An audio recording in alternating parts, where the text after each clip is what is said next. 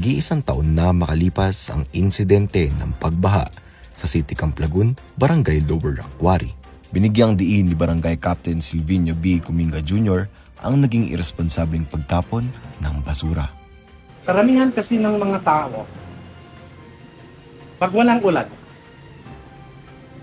tamad silang maglabas ng basura. Tinatapon na lang nila during night time doon sa kanal. Aniya, hindi nila inaasahan na bubuhos ang malakas na ulan noong Marso dahil iyon ay panahon ng tagtuyot. Matapos maipost sa social media ang mga larawan at videos ng insidente, nagkaroon ng problema ang barangay ng Lower Quarry dahil sa mga paninisi sa kanila na pinupost online na naging dahilan para maglungsad ng investigasyon si Mayor Benji Magalong. Ano ba nangyari? Sabi ni Mayor, sabi ko, sir, ganito, ganyan. Explain ko. Okay, produce the papers and then talk to the media. Nung dumating ang mga taga-media, prinisend ko lang yung documents. And wala, namatay na yung issue.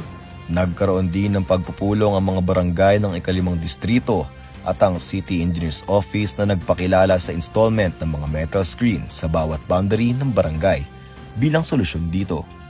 Ang purpose nun is to mitigate flooding by yung basura na maipon doon, instead na pupunta doon sa siltation dam, doon na i-collect. So kahit maraming basura ang mapunta ron, at least hindi lahat babagsak sa siltation. Bukod doon, nagsagawa na sila ng clean-up drive tuwing Sabado at ipinatupad ang paggamit ng transparent garbage bag sa tuwing magtatapon ng basura. Kaya sa ngayon ay wala nang naging kahit anong issue ang Barangay Lower Quarry dahil naging eye-opener ang insidenteng ito para sa kanila. Kaya mensahe ni Kapitan sa mga taong bayan, ano yung tinapon mo? Babalik din sa'yo. So it's better na i-segregate mo ng maayos and then ilabas mo during collection days and huwag ka magtapon sa kanal. Sa kasalukuyan, pinapaigting din ang waste-to-resource efforts ng lokal na pamahalaan upang mabawasan pa ang napoproduce na basura. Sa ngalan ni Halif SY, Alfonso Pantig para sa PIO Baguio Balita.